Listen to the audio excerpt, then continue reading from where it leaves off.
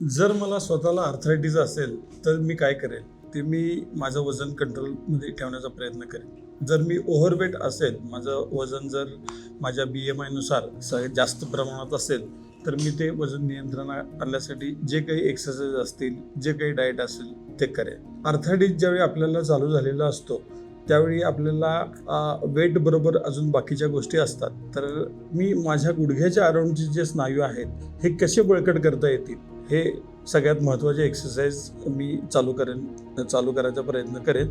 गुडघ्याच्या आजूबाजूचे जे स्नायू आहेत ते स्ट्रेंथन झाले तर ते माझ्या गुडघ्यावरतीचा जो लोड येणार आहे, अतिरिक्त लोड आहे, तो ऑफलोड करतील.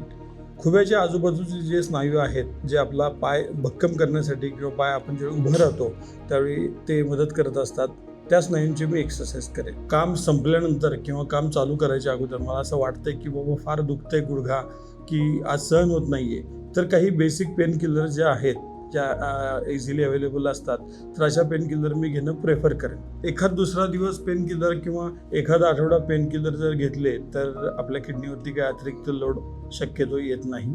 काही रुग्णांना आईसने बरं वाटतं, बर्फाने बरं वाटतं किंवा काही रुग्णांना हॉट वॉटर फर्मेंटेशन किंवा गरम पाण्याने बरं वाटतं.